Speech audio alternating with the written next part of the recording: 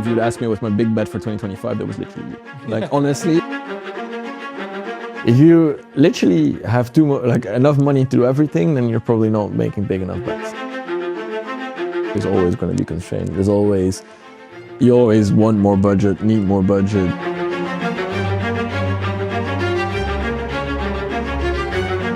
Yes, we were good friends. Yes, we trained together. But will we be compatible as founders?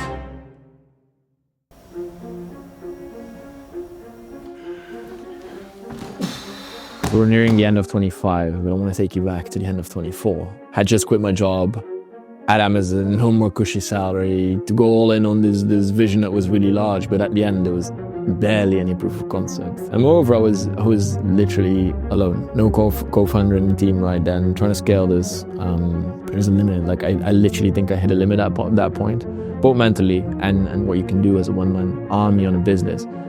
And end of year is always that period where you get a mirror shown to yourself. What do you want to do? What is next year? What opportunities does it hold? What's the trade-off?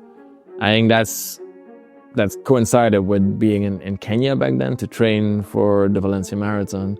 And I was doing these 100-kilometer weeks, but also trying to build out our Black Friday offer for that year, because that was kind of the period. And who else was there doing the exact same thing for his brand was Oliver. It started dawning on me that this might just be the missing link, the skill set for the next vertical of 8 hours. So I started pitching that there and then, just like planting the seeds pretty much.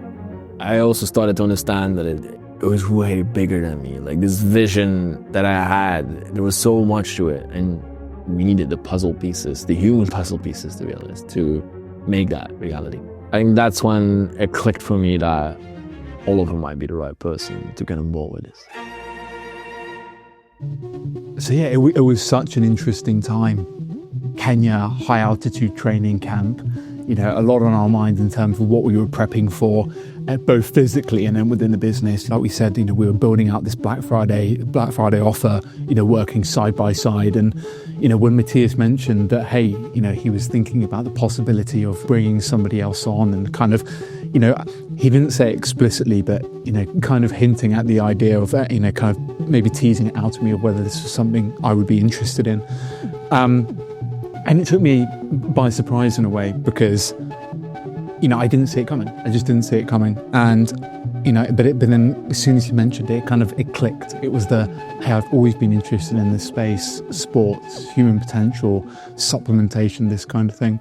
Also the fact that our skill sets were complementary of each other. You know, I'd come from the paid media, the growth, the performance world. And Matthias was already proving himself in the brand and the vision side of things. And I'd always been a big admirer of 8 hours. So it really felt to me that, okay, this could really make sense. Me and Matthias have been friends now for a while. And, you know, there was always that question in the back of my mind. Yes, we were good friends. Yes, we trained together. We'd had great times together. Are we compatible as founders?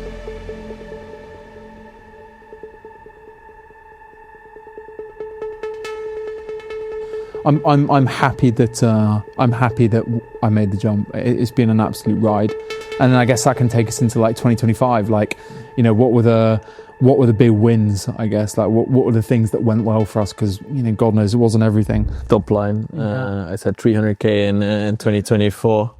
25 was 4 times that, right? Or what was it? Yeah, exactly. We scaled the business pretty much across, you know, subscribers and monthly recurring revenue from subscriptions, and then revenue itself pretty much 4x the business for you know, throughout the year, which is, you know, a great growth. Great growth. But then that growth comes along with, you know, with a whole load of challenges. Really happy with the stage of growth we're at and the traction that we've got. Hey, what else have we got? I mean, system, right? Like, I think exactly why you came on board, second vertical being perform, like that's kind of how I always saw, like the 3 times 8 hour system, 8 hours of sleep, 8 hours of performance, 8 hours of focus. Mm-hmm. Always instilled in the brand, but it took it will be close to 2 years to actually get to the second vertical, because as we'll discuss, things always take longer than anticipated. But I think that system, working with your biology rather than against it, right? As like really leveraging that brand equity as well around that circadian health thing. I think that's, for me, a big win. The team element for us has been critical.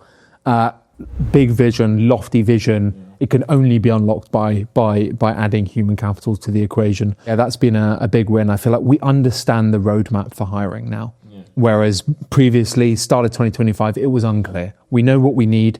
Now it's about executing and bringing those right people in. I think science, doubling down on that, understanding that in the end, while both you and I think, are very interested in the space, right? Like again, like the amount of hours of research I've put in this is pretty nuts. But we're not clinically trained, right? And we're now actually entering the stage where we're doing clinical trials even, like over at Exeter with part of our scientific board, and that's where I kind of want to come to. Like the scientific board, for me at least, is it's a privilege to work with these people.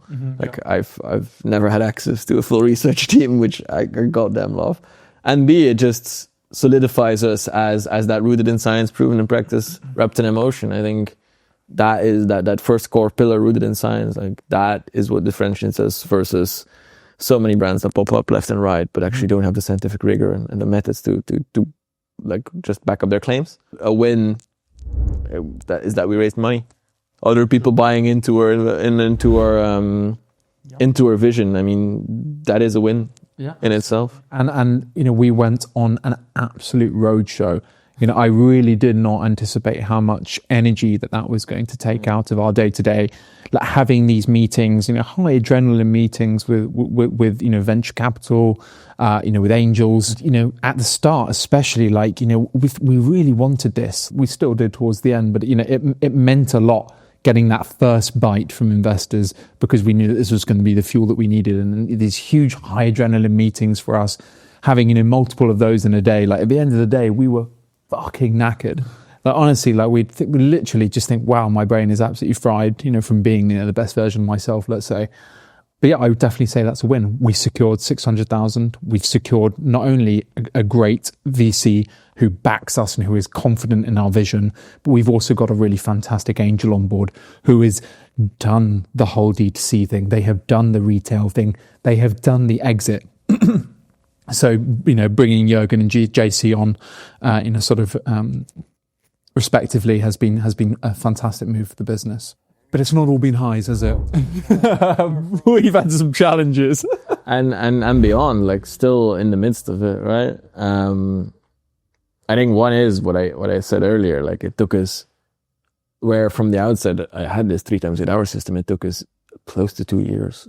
Really proud of how we did that, no shortcuts, no corners, cut, nothing, but took so much longer, whether it's delays, whether it's us making our own life harder with additional lab tests, testing everything more, going back and forth on 0.03 milligrams in flavoring. But in the end, it will just take longer because things will go wrong. I think that for me, yet again, I kind of got to learn to weather the storm there, right? A little bit. So, because I know when we go into the third vertical flow, I already now know to forecast way longer than what I anticipated in the beginning, and that's on anything, right? But I think that's a big challenge that we're going to navigate further in 2026. Yeah, I think a challenge that that I've definitely felt is how can we create a customer experience that's close to our vision but within budget? We both share this incredibly lofty vision for what the 8 hours customer experience looks like. And right now we just simply don't have the budget to do that. So it's been trying to think about how can we, back to the basics, what creates a good customer experience within budget, let's say. And that's, fulfillment, that's managing expectations, that's providing a great customer service, that's looking for feedback, making the customer feel like they are heard. And they are heard because, we're still hosting sleep consultations, which is, talking one-to-one with the customer every week and thinking, okay, what is it that you're missing? What is it that you're taking at the moment? How do you live your lifestyle? What are the areas in your day that you most struggle with? And then that really feeds into, okay, what can we, the system that we can build around that product-wise. I want people to be leaving the experience or, staying with the experience, preferably within 8 hours, thinking, this is great. I'm getting value from this. I'm getting great product. I'm getting good. I'm getting a great service as well. Yeah, we want to be world class with that. On your point of not having the budgets, I think that is something we need to learn as well, right? Cash flow is always going to be a constraint. Cash is always going to be constrained. You always want more budget, need more budget to do the things to the level that you want it to. I think it's human, right? To want more a little bit on that element as well. And it's just business reality. if you literally have enough money to do everything, then you're probably not making big enough bets. I do believe that right now.